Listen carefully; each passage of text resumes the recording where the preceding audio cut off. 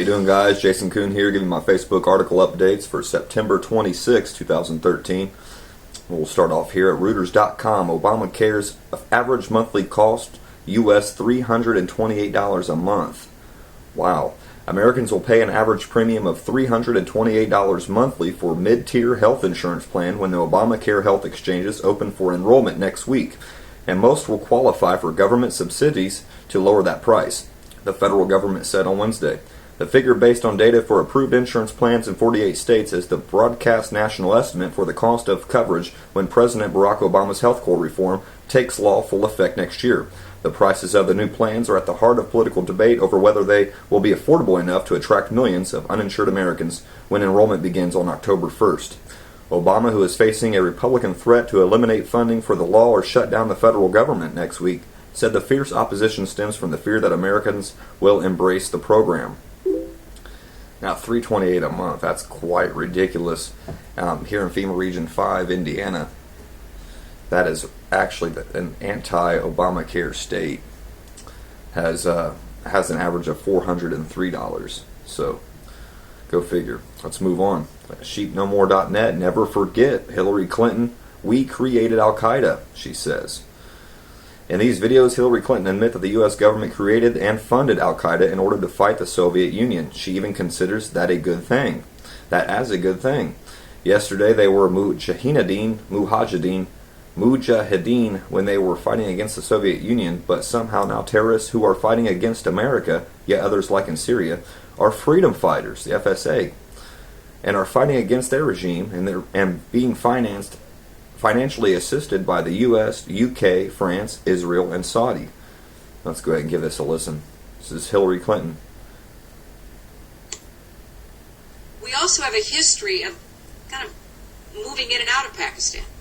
I mean, let's remember here, the people we are fighting today, we funded 20 years ago. Listen to her. And we did it because we were locked in this struggle with the Soviet Union. They invaded Afghanistan, and we did not want to see them control Central Asia, and we went to work. And it was President Reagan in partnership with the Congress, led by Democrats, who said, you know what, sounds like a pretty good idea. Sounds like a good idea. Let's deal with the led ISI by Democrats. and the Pakistani military, and let's go recruit these Mujahideen, and that's great. Let's get some to come from Saudi Arabia and other places, importing their Wahhabi brand of Islam. Sound familiar? So that we can go beat the Soviet Union. And guess what? They retreated. They lost billions of dollars, and it led to the collapse of the Soviet Union. So there's a very strong argument, which is, it wasn't a bad investment to end the Soviet Union. Well, it wasn't a bad investment. Let's be careful what we sow, because we will harvest. So yeah, Hillary, be careful what you sow, because we're harvesting it now. Okay, fine. You deal with the stingers that we've left all over your country. You deal with the mines that are along the border. And by the way, we don't want to have anything to do with you. In fact, we're sanctioning you. So we stopped dealing with the Pakistani military and with ISI, and we now are making up for a lot of lost time. It's about enough for her. I can't stand looking and hearing her backwards mouth. Let's go on. Infowars.com. Friend of Chechen man executed by FBI, arrested and interrogated for hours. The Florida Council on American Islamic Relations, an organization built to challenge stereotypes of Islam and Muslims, says the FBI has been harassing friends of Ibrahim Todashev since he was murdered by the FBI on May 22nd in his Florida home. According to WFTV's report, the civil rights group said the FBI even asked some of Todashev's friends to spy on local mosques and threatened to arrest them if they didn't.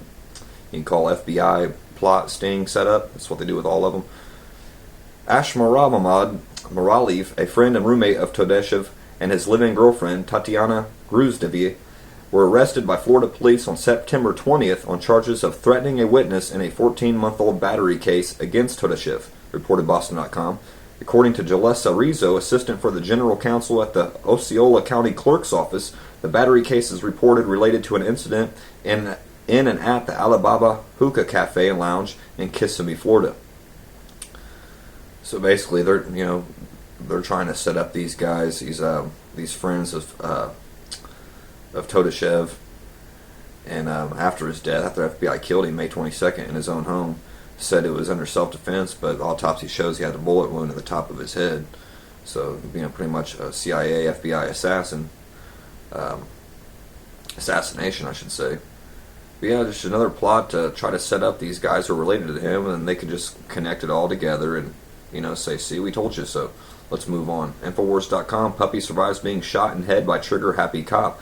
And law enforcement officers in Jones County, Georgia, is taking heat for shooting a puppy in the head this past weekend after ignoring pleas from its owners, specifically asking him not to shoot her dogs. Miraculously, Ammo, the puppy, survived after her owner, Anna Chrissy, Music Pede, was able to get her to a veterinarian in time. Her roommate Kyle Sewall gives this account to Police State USA. About 5 minutes later, when the sheriffs pulled up and came flying in, Sergeant Little was exiting the vehicle, and as he was exiting, I noticed he already had his sidearm trained on Ammo, who was just sniffing around the ground, wagging her tail. And she looked up at him and did not growl, did not bark, and before I could say something, he fired his weapon, shot her point blank in the head. Wow. According to Music Pede, she stayed at the station while police went to her property to inspect the vehicle. Music Pede had gone down to the James County Sheriff's Department on Sunday to ask officers to investigate what she believed to be a stolen vehicle on her property. She says she told the police the breeds of her dogs and let them know neither dog was aggressive. And the worst that could happen, as she told officers, is they would be licked to death. The puppy may jump, but we have been trying to get her out of that, and they laughed and said not to worry about it. I told them twice, please don't shoot my dogs, they are my babies. Shouldn't have told them that, I gave them more pleasure to do so. Let's move on. BenSwan.com, media attacks Ron Paul for supporting homeschooling. Many parents fed up with government Common Core standards for public schools are now turning to homeschooling. Ron Paul has been a long-time supporter of homeschooling. In fact, he created his own curriculum to help parents effectively homeschool. Dr. Paul recently wrote a book called The School Revolution, which gives parents a tip on how to best teach their children about American liberty. Paul recently went on MSNBC to discuss his new book when he was attacked by a BBC reporter. This reporter accused Paul of wanting all women to quit their jobs to homeschool their children. Paul acknowledged that the burden of homeschooling often falls on women and argued that the current economy deprives women of the choice to either stay at home with the kids or work. In the past week, the mainstream media has had a field day bashing Ron Paul for his views on homeschooling. The San Francisco Chronicle ran the headline, Ron Paul, more women should sacrifice career to homeschool kids. Part of the article reads, America needs more homeschoolers, ladies. Yeah, you probably have a day job and can't afford to take the time off to properly educate your offspring at home. But that's just an excuse, you wimp. Even a woman working 2 jobs and living at a homeless shelter could find time to teach her child. Well, according to a twist of reality espoused by former Republican Ron Paul. Anyway, it just goes on to the smash hit that they always do with anybody that makes any kind of sense. MP George Galloway, Dr. Ron Paul, Alex Jones, you're going to get hit pieces when you go on these type of programs. You should have known. Let's move on. CBS Chicago Local. Bionic Man amputee controls artificial leg with thoughts. For the first time ever, doctors have developed an artificial leg that is controlled by a person's thoughts. Wow. And it happened here at the Rehabilitation Institute of Chicago. So I may move my leg out, push the toes down, bring my toes back up, said Zach Vaughter, the first man in the nation to have a so-called bionic leg. He is able to make these movements just like people with a fully functioning leg to do so with only his thoughts. Wow. That's a great article right there. You want to read more on that? Go to chicago.cbslocal.com. The link will also be provided in my YouTube description box. But yeah, this is great news on what they can do with this type of technology, and they harbor this type of technology and feed it to you like it's going to be for all of us to help us. But that's just one small case. I mean, eventually it's going to be turned used against us. We'll move on. HollywoodReporter.com, Modern Family writer reveals emotional backstory of a historic gay marriage proposal. Wow. The 5th season premiere of ABC's Modern Family featured a marriage proposal that wouldn't have been possible only months ago, but in the wake of the U.S. Supreme Court's June decision allowing same-sex marriage in California, producers of the Emmy-winning comedy knew the time was right for its gay couple Mitchell and Cameron to take the plunge. Here, Jeffrey Richman, one of the 20th Century produced comedy's 2 openly gay writer-producers, reveals to the Hollywood Reporter's Lacey Rose, in his own words, the emotional process of writing Wednesday night's landmark episode. Wow, if you can go on to read his comments and not really care less what he has to say, his stupid propaganda, but there you go. A lot of families I know, Christian families, watch this show, and there you go. Let's just accept homosexuality now. Let's not care what God has to say about it. We'll move on. CBS show. This is MrConservative.com. CBS show: Texas hates women and Florida hates blacks. Good idea, huh? We'll read on here. If I can get down here. The creative minds in Hollywood trend left. Why? Because as creative minds, that's what they're supposed to do. If asked to explain, they would say that this is something to do with their being better, kinder people, so they naturally gravitate to the political party that cares enough about victimized Americans, non-white, non-hermaphroditic, non-heteronormative, non-legally here, to redistribute wealth from the selfish middle class. Of course, these same caring, kind, creative types are the ones who routinely throw into television shows and movies vicious verbal jabs at anyone and anything that doesn't get with the progressive agenda. The latest example of this uncaring, unkind, self-satisfied, reflective hatred showing up in the season premiere of CBS's comedy Two Broke Girls, which follows a pair of waitresses trying to open their own shop. The new season opens with one of the waitress, Max, waiting on a customer. He says to her, "I've been out of town all summer. Anything new?" That question is the perfect opening for a rundown of every pop culture event between May and September, including a couple of misleading jabs at Florida and Texas. Thus, after acts reveals of Rihanna, Kim Kardashian, Oprah, etc., she adds, the NSA checks their phones like a crazy ex-girlfriend. Oh, and Texas hates women and Florida hates blacks. Here you go, more race baiting, hatred, propaganda brought to you by CBS. Last article of the day, rawstory.com, head of Barilla Pasta Company, gays can eat someone else's pasta.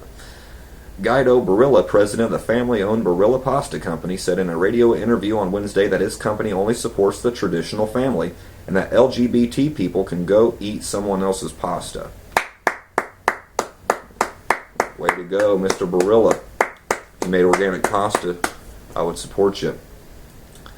That's about all the articles today. Let me give you a New World Order quote for the day by Thomas Jefferson, 1816.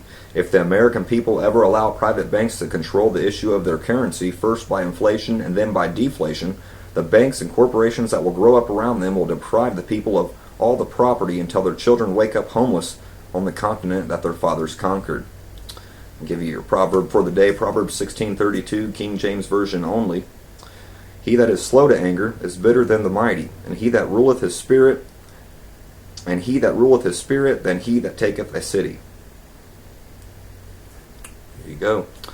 That's all my articles and quotes for the day. Let me leave you off with the song I brought you in on, Fuss and Moan by the Glenn Kaiser Band. Great music.